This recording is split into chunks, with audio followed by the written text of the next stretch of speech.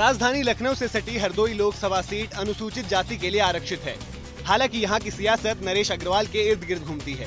अग्रवाल मौजूदा समय में बीजेपी में है और इस सीट पर फिलहाल बीजेपी का ही कब्जा है। 2014 के लोकसभा चुनाव में मोदी लहर के चलते बीजेपी इस सीट पर 1998 के बाद कमल खिलाने में कामयाब रही है। आजादी के बाद से ही हरदोई सुरक्षित सीट है और अभी तक करीब 16 बार लोकसभा चुनाव हुए हैं। 1957 में हरदोई लोकसभा सीट बनी। यहाँ से कांग्रेस 6 बार चुनाव जीतने में सफल रही, जबकि 3 बार बीजेपी और सपा इस सीट पर जीत का परचम लहरा चुकी है। राम मंदिर आंदोलन के दौरान 1991 में हुए लोकसभा चुनाव में बीजेपी ने इस सीट पर कब्जा जमाया और लगातार 2 बार जयप्रकाश यहाँ से सांसद चुने गए। लेकिन 1998 में उषा वर्मा ने सपा उम्मीदवार के तौर पर उतरकर बीजेपी के जीत के सिलसिले को रोक दिया। इसके बाद नरेश अग्रवाल ने जब कांग्रेस छोड़कर अखिल भारतीय लोकतांत्रिक कांग्रेस का गठन किया तो 1999 में जयप्रकाश इसी पार्टी के उम्मीदवार बनकर उतरे और उषा वर्मा से अपनी हार का बदला लिया।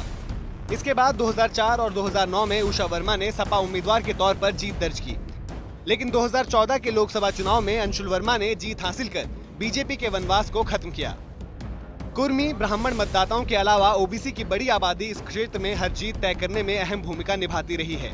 यह जिला लखनऊ मंडल का हिस्सा है। हरदोई लोकसभा सीट के तहत 5 विधानसभा सीटें आती हैं। इनमें सवैजपुर, शाहाबाद, हरदोई, गोपामऊ और संधी विधानसभा सीटें शामिल हैं।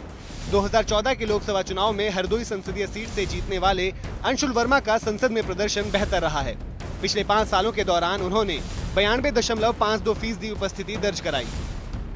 8 जनवरी 2019 तक चले सत्रों में 297 दिन उपस्थित रहे। इतना ही नहीं, उन्होंने अपने कार्यकाल में निर्धारित 25 करोड़ रुपए की सांसद निधि में से 17.05 करोड़ रुपए विकास कार्यों पर खर्च किए। इसी तरह से वह 68% सांसद निधि खर्च करने में कामयाब रहे।